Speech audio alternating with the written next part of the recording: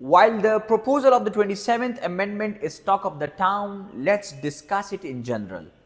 ہم اس کی ٹیکنیکلٹیز میں نہیں جائیں گے، اس پر الگ سے ایک ویڈیو ریکارڈ کریں گے، لیکن میری اوپینین یہ ہے کہ 27ویں آئینی ترمیم 26ویں آئینی ترمیم کی ایکسٹینشن ہے۔ اس وقت بھی یہی سب کچھ پیش کیا جا رہا تھا، لیکن سیاسی پارٹیوں اور سیاسی لیڈرز نے فیس سیونگ کی غرض سے اسے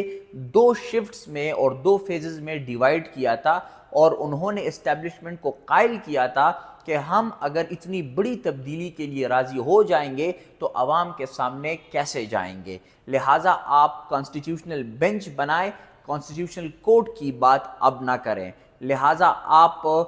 یہ اپوائنٹمنٹ آف چیف جسٹس کا پروسیس چھیڑیں، لیکن ٹرانسفر آف ججز اور اس کے لیے اور جو کرائٹیریا ہے اس پر بات نہ کریں۔ آپ اگر چاہتے ہیں کہ 18ویں آئینی ترمیم کو رول بیک کریں تو فی الحال 26ویں آئینی ترمیم میں اس کا ذکر نہ کریں اور اس کو اگلے ترمیم تک ہولڈ کریں، اور ویسا ہی ہوا۔ اور میں یہ بھی بتانا چاہتا ہوں کہ یہ سیریز آف امینڈمنٹس کی آخری امینڈمنٹ نہیں ہے، بلکہ اس کے بعد اور کئی سارے امینڈمنٹس ایکسپیکٹڈ ہیں، اور اس کی وجہ یہ ہے کہ جس انداز سے بہت بڑی پلاننگ کے ساتھ ایک کے بعد ایک امینڈمنٹ آ رہی ہے اور وہ رفتہ رفتہ آبسٹیکلز عبور کر رہی ہے، تو لگتا ہے کہ اسی انداز سے سسٹم آگے چلے گا اور یہ ترتیب جاری رہے گی، کیونکہ پہلے کہا گیا کہ کانسٹیٹیوشنل بینچ ہوگا اور اس کی ضرورت ہے، اب کانسٹیٹیوشنل کورٹ تک بات آ گئی ہے۔ پہلے اپوائنٹمنٹ کا پروسیس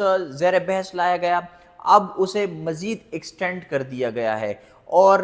اب پہلی مرتبہ یہ کہا جا رہا ہے کہ پاپولیشن پلاننگ اور ایجوکیشن کا سبجیکٹ فیڈریشن کو دیا جائے، اور ایسا لگ رہا ہے کہ اس کے ساتھ راضی ہونے کے بعد مزید سبجیکٹس بھی یہ پروونسز سے لے لیے جائیں گے، اور وہ جو